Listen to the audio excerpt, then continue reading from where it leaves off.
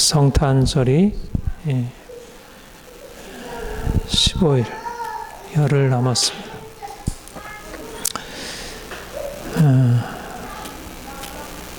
전에는 성탄절이 가까우면 우리 교회에서는 성탄절 준비하느라고 정말 바쁘게 준비하고 즐겁죠.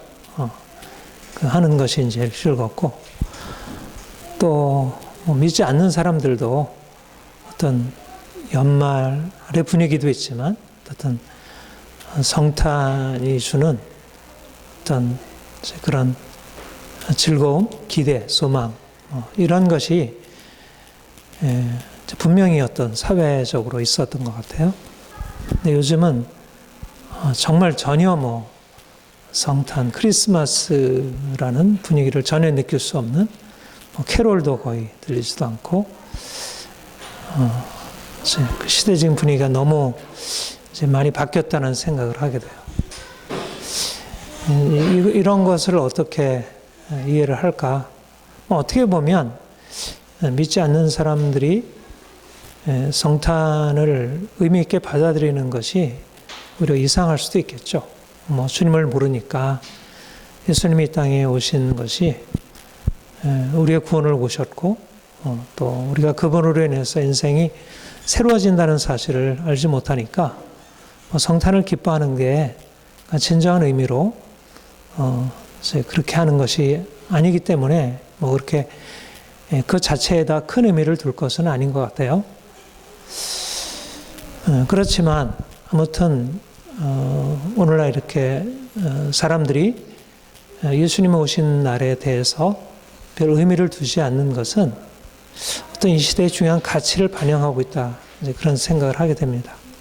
말하자면 이전에는 예수님이 이 땅에 오셔서 이제 사람들을 사랑하시고 또 인생에 힘겹고 고통스러운 사람들에게 인생의 소망을 주고, 그것이 굉장히 맞아, 예수님이라는 분이 내가 그분을 잘 모르지만 그래도 그분이 오셔서 이 땅에 오셔서 하신 일은 너무나 귀한 일이야, 이렇게 이제 받아들이고 이제 그런 삶에 대해서 가치를 부여했던 것 같아요.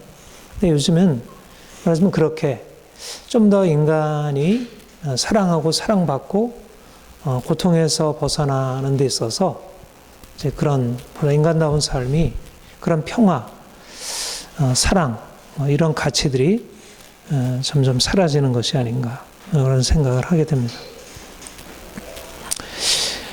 그런데 사실은 사회가 이제 그런 생각이 바뀌어지는 것은 그렇게 큰 의미는 없다고 생각을 해요.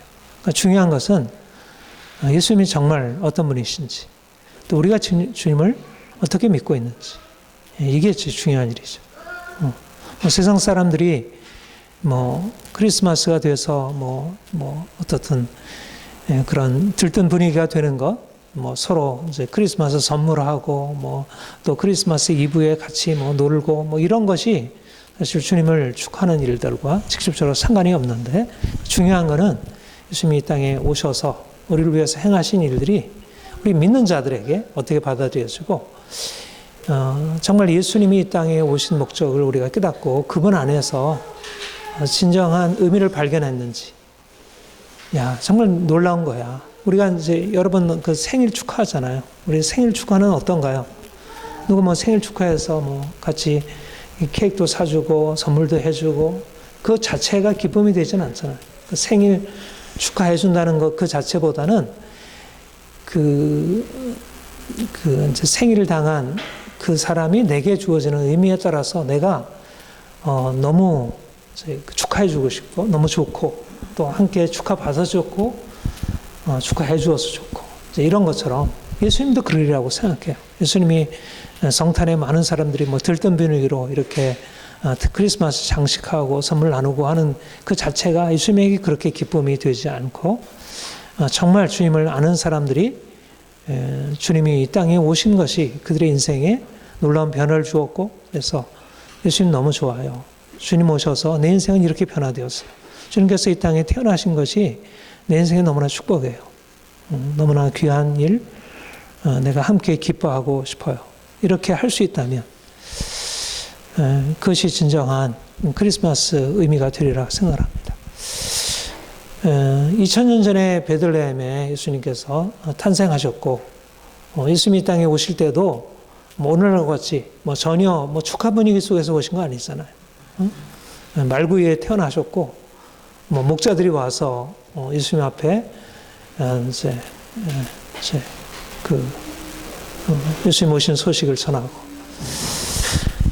또 동방의 박사들이 별을 보고 와서 이제 예수님께 향금 유향 모략을 드리고, 그러니까 우리는 그걸 보고 그러니까 이제 그거 과거의 그 일들이 성경에 기록되었으니까 우리가 그것을 보고 또 연극도 하고 찬양도 하고 이러면서 이제 기뻐했지만, 당시 예수님께서 오셨을 때는 사실 전혀 사람들에게 알려지지도 않았고 예수님이 오신 의미가 사람들에게 의미가 없었어요.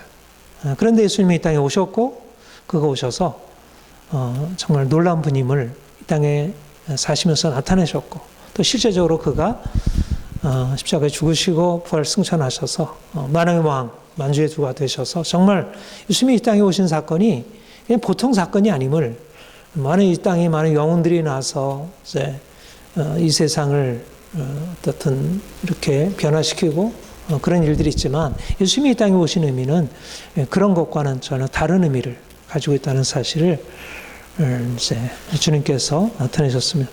이제 오늘도 세상은 잠잠하고 예수님과 상관없이 세상이 돈 벌려고 다 나가고 나름대로 세상에 이제 이런 것으로 나가지만, 정말 진정한 삶의 의미가 어디 있을까? 진정으로 삶을 행복하고 기쁘고 즐겁게 살 수 있는 게 어디 있을까? 과연 예수님이 없이 인생이 진정한 행복을 누릴 수 있을까? 그렇지 않다는 거죠. 오늘 우리가 이사야서 9장의 말씀 살펴있는 대로 예수님이 이 땅에 오심으로 예수님을 믿는 자들에게, 또 믿는 자들을 통해서 온 세상에 놀라운 변화, 근본적인 변화가 일어나게 되었다는 것. 우리가 그것을 정말 제대로 깨닫고 또 우리의 삶에서 그 예수님이 오신 것이 단지 과거의 역사적인 사건이고 우리가 매해마다 지키는 하나의 절기에 불과한 것이 아니라 실제적으로 우리의 삶에 그 예수님이 오신 의미가 구체적으로 나타날 수 있기를 소망합니다. 오늘 본문의 말씀에 보면 예수님이 이 땅에 오심을 이렇게 말씀하고 있어요.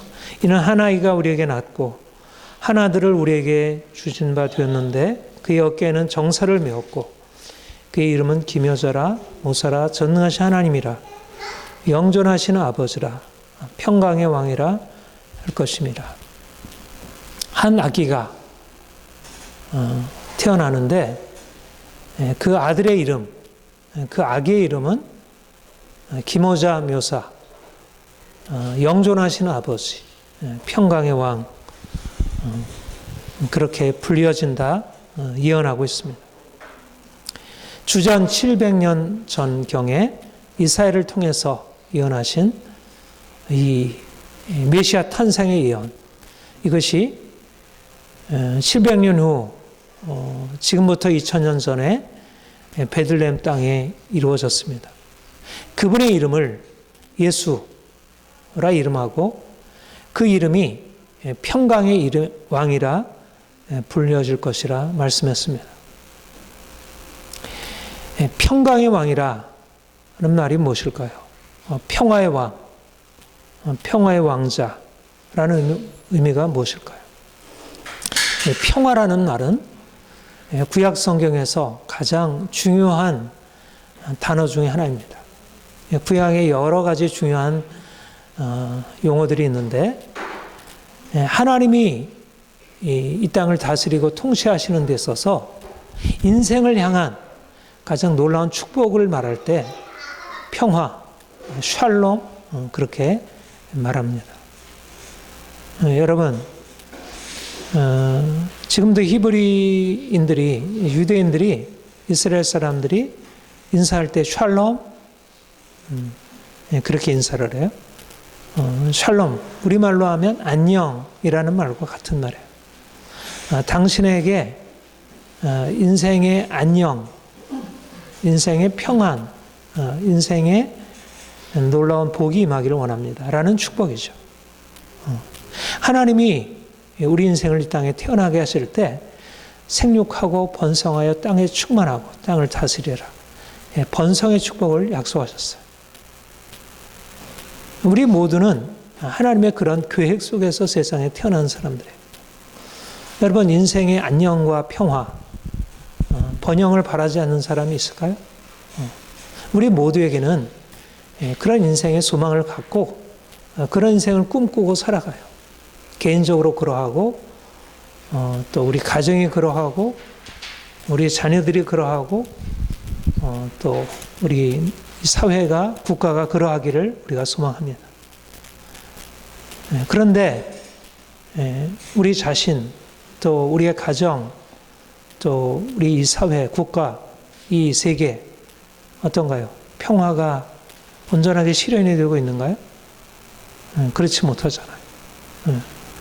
우리는 이 땅에 평화가 이루어지기를 원하고 내 마음의 평화, 몸의 건강, 내 마음의 기쁨, 또 이 삶의 놀라운 어떤 성취, 성공 이런 것이 있기를 원하지만 실제적으로 그러지 못하고 우리의 가정도 서로 부부 간에 불화하고 부모와 자녀 간에 갈등이 있고 또 이 사회에 들어가 보면 계층 간의 갈등, 당파 간의 서로 갈등 개인적으로 어려서부터 인생의 평화를 제대로 경험하지 못하고 성장하면서 부분적으로 그런 것이 우리에게 주어지지만 그런 것이 우리가 원하는 대로 주어지잖아요. 말하자면 우리의 꿈과 우리의 현실 사이에 너무나 큰 괴리가 있습니다. 그런데 주님께서 오신 것은 바로 인생의 가장 깊은 소망, 누구나 모두가 꿈꾸고 바라는 인생의 바람, 인생이 좀 더 온전한 평화, 피스, 샬롬, 헬라어로는 에이레네, 그런 평화가 임하기를 소망하고 그것이 우리에게 주어지기를 바라는 마음이 있습니다. 근데 그것이 우리에게 주어지지 못하는 것이죠. 근데 그것을 주님께서 이 땅에 오셔서 이루신다는 것입니다. 평화의 왕이라 그가 오셔서 우리의 삶을 다스리면 우리의 삶에 놀라운 평화가 임하리라. 평화가 없는 우리 개인 안에, 우리 가정 안에, 우리 사회 안에 이 땅 가운데 하나님의 평화가 임하게 되리라. 그의 정사와 평강의 더함이 무궁하며 그가 다스리는 나라가 되면 평화가 무궁하게 되리라. 예수 그리스도는 평화의 왕이시기 때문에 그가 다스리는 예수님의 나라, 그리스도의 나라, 하나님의 나라가 임하면 평화가 임하게 되리라. 그렇게 말씀하는 것입니다.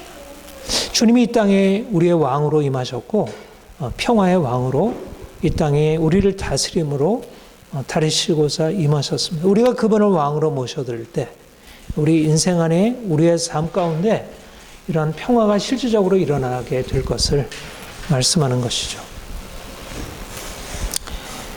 여기 본문에 보면 미디안의 나라에 대해서 말씀하고 있어요. 이 4절에 보면 이는 그들이 무겁게 맨 멍에와 그들의 어깨의 채찍과 그 압제자의 막대기를 주께서 꺾으시되 미디안의 날과 같이 하셨음이니이다.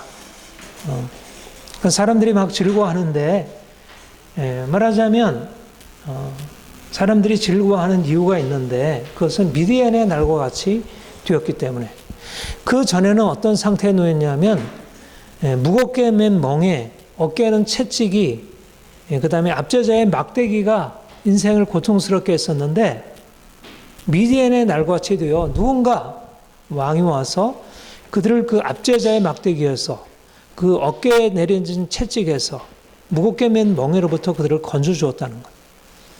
미디안의 날에 대한 기록은 사사기 6장부터 8장까지 기록되어 있습니다. 여러분 기드온에 대해서 잘 들어서 알고 있죠? 기드온의 300용사.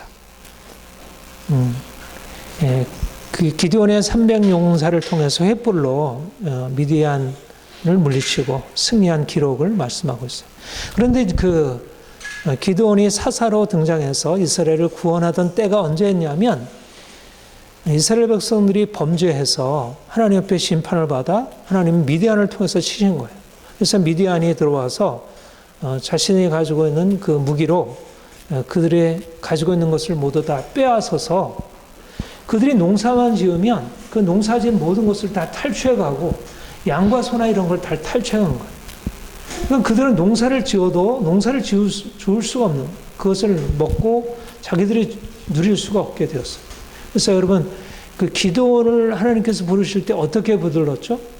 포도를 타작마당에서 이렇게 몰래 타작하던 상황에서 기도를 불렀어요. 그렇게 당시 사람들은 다 자기가 농사 지은 것을 다 빼앗기게 되는 그런 고통스러운 상황을 이제 그들이 경험해야 했죠.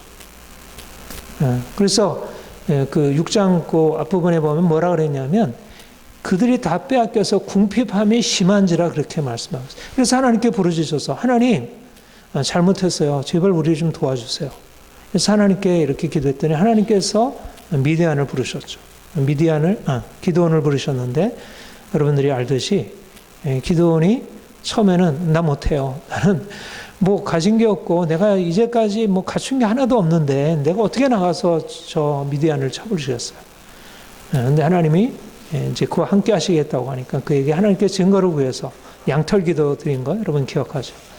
그래서 하나님이 함께 하시는 증거를 믿고 나가서 처음에 이제 사람들을 모집했더니 처음에 뭐 한 3만 명 온 것에서 한 2만 명 가게 하고 또 10,000명 중에서 나머지 다 가게 하고 300명만 남아서 300명이 횃불 들고 나와서 이제 승리한 것을 하나님이 이제 놀라운 승리를 주셨죠. 그래서 그들을 건지내고 거기에 이제 보면 그 싸움의 과정들을 아주 길게 서술해요. 그래서 두 방배 오렉과 스에베라는 두 이제 그 당시에 방백이 죽임당하고 또 왕 세바 살문나가 반석에서 쳐서 죽임당하는.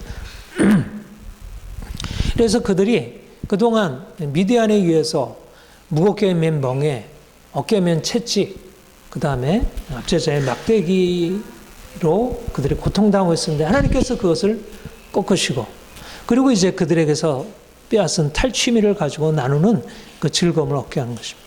이게 바로 평화의 왕이 하는 일이라는 거예요. 평화의 왕. 기드온이 말하자면 평화의 왕자로 이제 이스라엘 백성들이 하나님께서 그들을 심판하시러 고통당할 때 하나님이 기드온을 보내셔서 그들을 건지신 것처럼 이 땅 가운데 고통당하는 그의 백성들이 그 고통에서 부르짖을 때 하나님께서 그들을 건져내시기 위해서 예수님 평화의 왕을 보내시고 그 평화의 왕이 오셔서 그들을 괴롭히고 있는 모든 불의 권세를 깨뜨리고 사람들을 자유케 하고 평화를 주시는 것. 여러분, 지금 우리가 뭐 이제 그렇게 다른 나라에 침략당해서 고통당하는 것은 아니에요. 그런데 여러분 어떤가요? 여러분들이 개인의 삶에서 진정한 자유, 평화, 온전하게 누리고 있나요? 우리의 삶이 그렇게 온전하지 못해요. 여러 가지로 너무나 빼앗긴 것들이 많아요. 가난하고 병들고 또 이러저러하게 상처받고 인생에 너무나 많은 문제가 많아요. 여러분 그것이 그냥 자연스럽게 주어진 것 같아도 그게 말하자면 여기서 말하는 무겁게 맨 멍에 어깨에 내려진 채찍 또 압제자의 막대기와 같은 인생의 고통스러운 운명인 것입니다. 우리가 가난하고 병들고 인생이 자유롭지 못한 것 이것은 그냥 주어진 게 아니라 우리 안에 내려진 이제 그러한 저주를 할 수 있어요. 그런데 성경은 뭐라고 얘기를 하죠? 그것이 그냥 우리가 힘이 없어서 우리가 돈이 없어서 우리가 가진 것이 없어서 그렇게 된 게 아니라 죄에 대한 하나님의 진노라 그렇게 말씀하고 있어요. 근본적인 것은 우리 하나님을 떠나서 이스라엘 백성들이 하나님을 떠나 미디안에 의해서 하나님 앞에 심판받게 되었듯이 우리도 마찬가지로 우리가 조상부터 물려받은 우리의 죄로 인하여 우리 안에 삶에 저주가 있었고 고통이 있었고, 그래서 우리가 거기서 벗어나기를 원하지만 벗어날 수 없는, 무겁게 면 멍에 채찍 막대기가 우리 인생을 두르고 있었던 것입니다. 우리가 여기서 벗어나려고 아무리 애써도 벗어날 수 없는 인생의 공경 가운데 살았어요.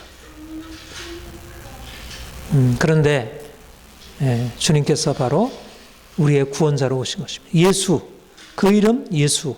예수라는 이름의 뜻이요. 무엇이요? 예수와 구원자라는 뜻이에요. 우리를 죄에서 구원하신다. 우리를 죄로 인한 하나님의 심판으로부터 구원하신다. 이것이 바로 예수의 이름이에요. 말하자면 그 구원이 우리에게 주는 평화를 말하는 것이에요.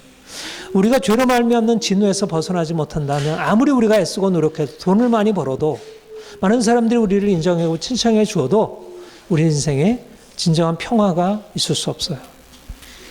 그런데 주님께서 우리에게 오셔서 우리에게 진정한 구원, 평화를 말씀하고 있습니다. 여러분, 우리가 주님을 믿는다는 게 무엇일까요? 우리가 주님을 믿을 때 어떻게 우리 인생이 달라질까요? 바로 이러한 인생의 근본적인 변화. 우리 인생이 이제까지 고통스럽고 저주 아래에 놓여 있는 것 같고 우리의 삶에 진정한 만족과 평화가 없었다면 이제 주님께서 우리의 구원자로 오셔서 우리 인생을 거기서부터 건져내실 때 우리는 전혀 다른 인생을 경험할 수 있다는 것. 여러분, 인생이 어떻게 하면 보다 평화로울 수 있을까? 어떻게 하면 인생이 행복할 수 있을까? 어떻게 하면 인생이 남들 이상으로 그렇게 잘 살 수 있을까? 그것은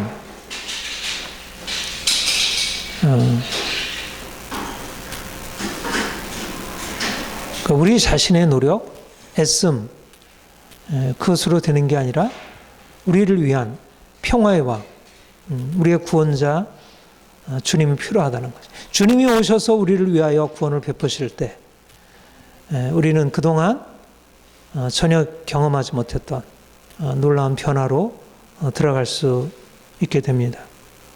본문에 2절에 그렇게 말씀하시고 흑암에 행하던 백성이 큰 빛을 보고 사망의 그늘에 땅에 거주하던 자들에게 빛이 비치도다. 전에 고통받던 자들에게는 흑암이 없으리로다. 흑암과 빛으로 우리 인생을 비유했어요.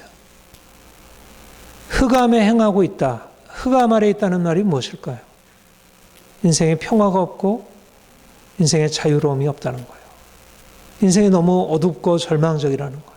아무리 노력하고 애써도 인생에 참된 희망이 보이지 않는다는 거예요. 그런데 말하자면 우리 스스로는 거기서 벗어날 수 없는데 하나님께서 위로부터 우리에게 그 빛을 비추신다는 것입니다. 여기에 중요한 진리가 있어요. 세상이 알지 못하는 중요한 진리가 있는데 인생의 평화는 내가 만들어낼 수 있는 게 아니라는 거예요. 평화는 선물이지 하나님이 주시는 선물이지 우리 인생이 만들 수 있는 게 아니라는 거예요. 처음부터 평화의 근원은 하나님이셨어요. 하나님이 인생을 창조하셨고 하나님이 인생에게 허락하신 것이 평화의 복이에요. 하나님을 떠나서 결코 평화 있을 수 없어요. 하나님이 우리 인생을 축복하지 않으면 인생이 아무리 건강하고 인생이 원하는 걸 누리려고 하더라도 인생은 그런 것을 누릴 수 없어요. 오늘날 많은 사람들이 평화가 마치 내가 만들어내는 것이냐, 돈으로 만들어내는 것이냐, 정치가 그것을 할 수 있는 거냐 생각하고 그렇게 열심히 하지만 하나님을 떠나서 평화를 찾을 수 없는 거예요.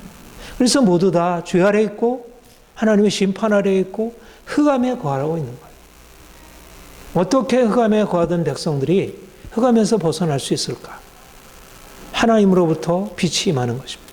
예수님이 이 땅에 오셔서 그 빛을 비추신 것이고 그가 진정한 평화를 주신 것입니다. 바로 이사야 9장의 말씀을 마태복음 4장에 보면 예수님이 다시 마태가 이걸 인용하고 있어요. 갈릴리 땅에 오셔서 예수님께서 기적을 베푸시고 병든 자 고치시고 하나님 나라를 선포하시는 것에 대하여 어떻게 말씀하냐면 바로 스불론 땅과 납달리 땅과 해변 갈릴리 요단 저쪽 이방 갈릴리를 영화롭게 하시느니라. 바로 예수님이 이 땅에 오셔서 이 평화를 주셨다는 것입니다. 예수님이 이 땅에 흑암에 행하던 백성들에게 빛을 부셨다는 거예요. 예수님이 이 땅에 오신 것은 흑암에 행하던 자들에게 빛을 비추고 고통 가운데 사는 자들에게 주의 평화를 누리게 하시려. 2000년 전에 그 일을 행하셨을 때 수많은 사람들이 고통에서 평화의 나라로 옮겨지게 되었고, 오늘도 동일하다는 거예요. 동일하다. 오늘날 옛날에는 예수님께서 사람들에게 오셔서 그 일을 행하셨는데, 오늘날은 사람들이 돈으로, 정치로, 법으로, 교육으로 할 수 있다고 생각하면 그건 어리석은 생각이라는 것입니다. 하나님의 원리는 옛날이나 지금이나 동일해요. 평화의 왕이 오셔서 그분의 통치 아래 있을 때 모든 흑암의 권세, 어둠의 권세, 죄의 권세, 죄로 말미암는 저주의 권세가 깨어지고 인생의 고통 가운데 놓였던 자들이 고통에서 벗어나 참된 자유로 나아가는 것.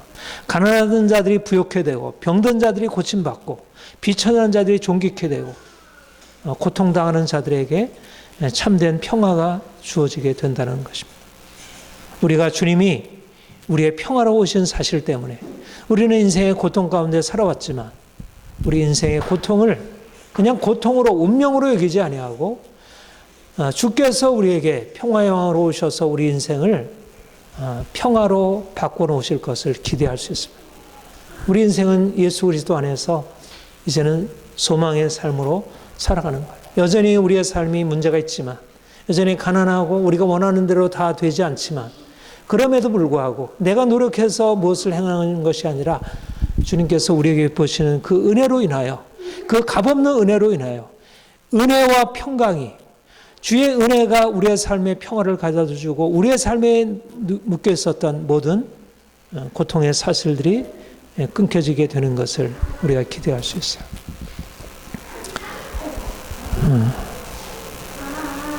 그런 평화가 우리 모두에게 날마다 가득하기를 축복합니다. 우리가 더 소망으로 온전히 나아가기를 원합니다. 그리고 이 평화, 주님께서 이 땅에 평화의 왕으로 오셨다는 의미가 무엇일까? 그것은 바로 그가 통치하실 때 의와 정의로 통치하시기 때문에 평화가 임한다는 것이죠. 여러분, 평화의 근원은 하나님이시고 또 평화가 이 땅에 임하기 위해서 필요한 것은 의와 정의의 통치가 있어야 합니다. 여러분들에게 이 의와 정의에 대해서 거듭 말씀드리고 있지만 히브리어로 의를 체데카, 정의를 미슈파트라 그렇게 얘기를 해요. 미슈파트라는 말은 행한 대로 보응한다는 말이고, 의라는 말은 바른 것, 율법에 합당하게 사는 것을 의미해요. 예수님께서 이 땅에 오셔서 정의로, 그가 다스리는 나라는 정의로 통치하시는 나라예요. 이 땅에 정의가 제대로 이루어진다면 세상이 평화로울 수 있겠죠. 오늘날 이 사회가 왜 이렇게 고통스럽고 문제가 많은가요? 제대로 된 정의의 통치가 이루어지지 않기 때문에. 옛날부터 지금까지 정의로 통치하는 나라가 너무나 드물었어요. 다 왕들이든 지금 뭐 대통령이든 총리든 사실상 현실 가운데서는 온전한 의미에서 정의의 통치가 이루어지지 않아요. 정의의 통치 아래 살아가게 되면 모든 백성들이 평화롭게 살아가게 돼요. 다윗왕이 통치할 때, 또 우리나라로 보자면 세종대왕과 같은 백성을 사랑하고 정말 백성을 위하는 그런 왕이 통치하게 될 때 세상이 평화로울 수 있었어요. 오늘도 마찬가지로 오늘날 정치 지도자들이 정말 백성들을 정의로 통치할 수 있는 그러한 이제 그들의 마음 깊은 곳에 백성을 위하는 마음이 있다면 이 세상이 좀 더 달라질 텐데 그러지가 못합니다. 우리 가정이 그렇고 국가가 그렇고 사실 이 땅의 근본적인 문제는 정의가 이루어지는 일이에요.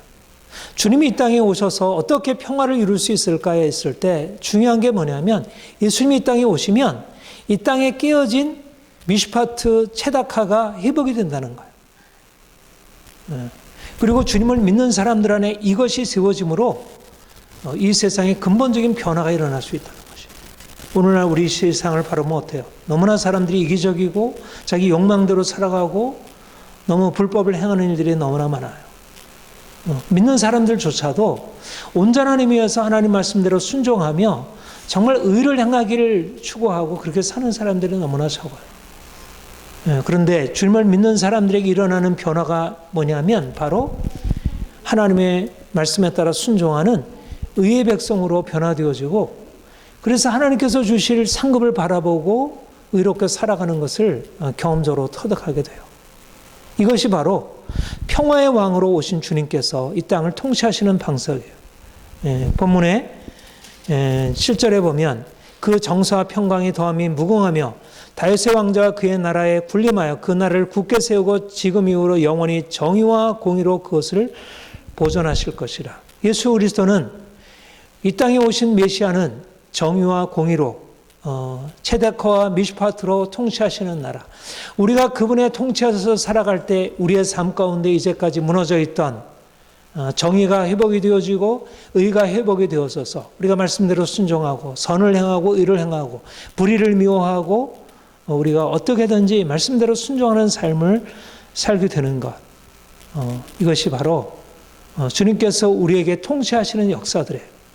우리는 누구인가요? 우리는 우리의 마음대로 사는 사람들이 아니에요. 우리가 주님이 이 땅에 오심으로 말미암아 우리는 이제 주님께서 주신 은혜를 받아서 이제는 평화의 삶으로 나갈 수 있게 되었는데, 이제는 우리의 마음대로 사는 삶이 아니라 주님께서 우리를 다스리는 그 의와 정의 율법 가운데 순종하며 그 말씀대로 순종하고 살아가는 사람들이에요. 사람들은 어떻게든지 돈을 말기 위해서 불의를 행하고 불법을 행하지만 우리는 하나님 말씀대로 순종하는 것이 우리에게 복을 주시는 것을 깨닫고 날마다 그분이 우리에게 말씀하는 것을 순종하고 살아가요. 그러니까 세상 사람들과 다른 거죠. 우리가 평화의 왕이신 주님이 우리의 삶에 들어오셔서 행할 때 우리의 삶이 일어나는 변화는 우리가 의와 정의로 살아가게 된다는 거예요. 여러분, 세상 사람들과 근본적으로 다른 인생이 우리 교회 안에서 시작이 되는 것입니다. 평화의 왕이 다스리게 될 때 세상은 돈 벌기 위해서, 세상은 좀 더 행복하기 위해서 자기 원하는 대로 사람들에게 불의를 행하고 악한 일을 행하는 것을 조금 더 거리끼나 하지만 그것이 자기 인생의 행복을 가져주고 평화를 가져줄 것을 생각하지만 그것은 오히려 하나님의 심판에 이르게 되고 결국은 멸망에 이르게 되는데, 우리가 말씀에 순종하는 그 길이 어렵지만 우리가 주님의 가르침을 따라서 그분에게 온전하고 순종하고 살아갈 때 주님께서 우리에게 주시는 놀라운 축복을 우리가 경험하게 되고 우리의 삶에 평강이 무궁하게 되는, 우리의 삶에 세상이 알지 못하는 평강의 강이 한없이 이르게 되는 이런 역사가 일어나게 되는 것이죠. 우리의 가정 안에 변화가 일어나고 우리 직장 안에 변화가 일어나도 이 사회 안에 변화가 일어나게 되고, 우리가 이 세상을 바라볼 때 이 불의한 세상, 정말 평화가 너무나도 많이 깨어지고 고통스러운 세상 가운데 우리가 어떻게 살아갈까? 평화의 주님이 오셔서 우리를 바꾸시고 우리를 통해서 이 땅 가운데 평화를 이루시도록 평화를 만드는 자가 우리가 될 수 있는 것입니다. 오늘도 온 세상이 평화를 찾고 있지만 진정한 평화를 알지 못하고 고통 가운데 살아가고 있습니다. 그리스도인들조차도 진정한 평화를 알지 못하고 오히려 세상을 따라가고 있습니다. 주님 안에 진정한 평화가 있는데 오히려 세상의 돈을 쫓아가고 세상의 헛된 방법들을 쫓아가서 인생이 잘 될 것을 구하고 있습니다. 주님이 이 땅에 오신 목적, 우리에게 평화를 주시기를 오셨다는 사실을 우리가 알고 날마다 주님 앞에 나아가 주님, 당신의 평화가 내 마음 안에, 내 가정 안에, 우리 자녀들 안에 이 땅 가운데 임하기를 원합니다. 성탄의 주님, 내 인생 안에 오셔서 이 평화를 주시고 나도 많은 사람들에게 이 평화를 전해주기를 원합니다. 이 세상이 불의하여 하나님의 심판 아래 놓이게 되었고 평화를 잃어버리고 있는데 주님, 내가 의로운 삶을 살고 다른 사람들이 의로운 삶을 가르치고 사람들에게 진정한 평화의 삶을 살아가도록 이끌어가기를 원합니다. 메시아 왕이신 주님, 온 땅의 메시아 그리스도 되신 주님, 이 땅에 오셔서 우리를 위하여 평강을 주옵소서, 우리로 하여금 평화의 통로 되게 하옵소서. 샬롬 누리, 주의 평화가 온 땅에 임하기를 바라는 소망 가지고 우리가 이 성탄을 맞이하기를 바랍니다. 같이 기도하겠습니다. 하나님 아버지,